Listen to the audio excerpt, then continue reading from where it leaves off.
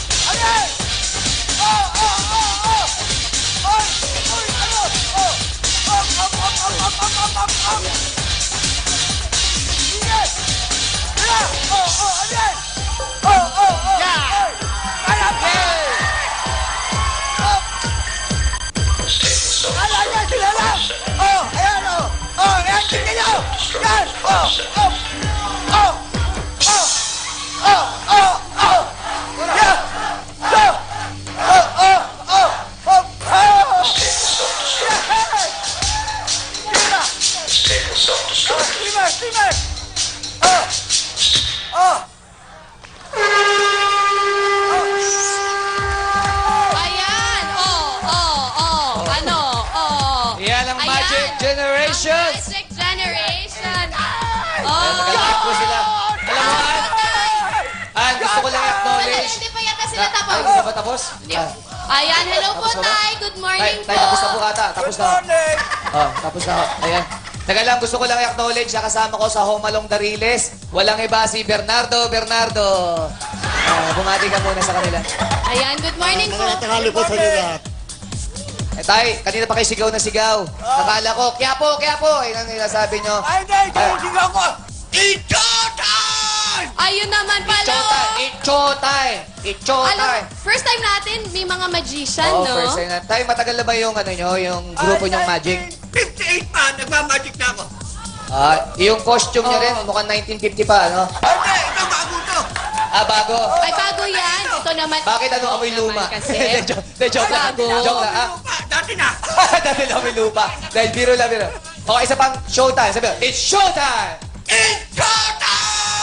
Ayun! Yeah! It's showtime! Okay, Kuya Thank you, Kim! Tay. Ano masabi Madam People? Boom! Trivia muna tayo. Alam niyo ba, ang salitang magic ay hango sa salitang magi. Salitang Persian, ang ibig sabihin ay hari o pari. At ang pinakatanyag na magician sa buong mundo ay si Harry Houdini, na buhay noong 1874. Madlang people, ready na ba kayo? Ready na ba kayo? Okay! Score mo! Show mo!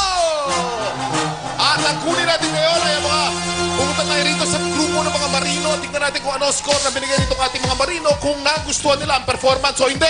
May uno ron. Halika, silipin natin. Okay. Halika, sir. Halika. Sir, kayo, sir.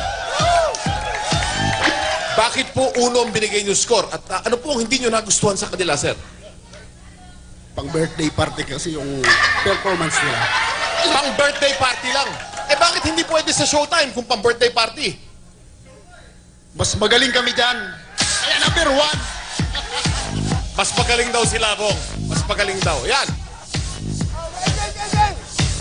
Okay, Kuya Kim. Ayan, thank you. Mas Alam mo, magaling daw sila. Oo, Bong, gusto ko lang itanong. Oo, yung mga sige. clowns natin, Oo. kasi parang pagod na pagod kayo. Parang wala na No? silang ginawa sa likod. Napagod sila? Oo. Napagod ba kayo kaka-makeup sa itsura nyo? Ayun. Opo. Oo, napagod na sila kaka-makeup sa itsura nila. Ayan. Okay, Miss Ami. Dito talaga sa Showtime, makikita mo kung gaano kagaling ang mga Pilipino. Aha. At si Tatay, talagang naaliw ako sa'yo, kaya etong score ko. Ayan, thank you. Mr. Randy?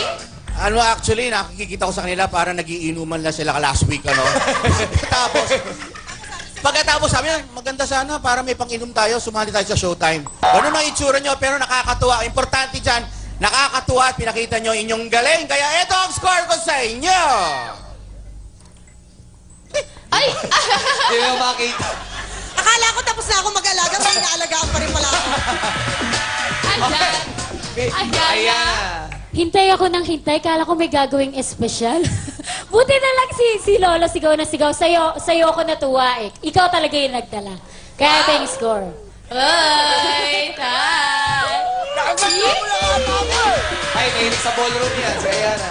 Okay, Mr. Jojo A. Ako rin, naalala ko yung isang paborito kong komedya nung araw. Talagang, kaya lang, sumalangit na siya. Pero parang naalala ko nung nakita kita si Pugak. Ikaw ba, may buhok rin? Wala rin. O, baka ano. Kamustahin mo sa kanya? Mamaya ka na. Ay, ang cute ni tay. Ito lang ang masasabi ko ha. Dahil napaka-magical at techniculay, ito ang score ko sa inyo. Ayan. Miss Vice. Yes. Nakarelate si Jojo, kaedad niya yung ibang grupo eh. Oh, at saka yung outfit ni Jojo, eh parang pare-pareho lang rin kayo ng outfit ng mga kasali.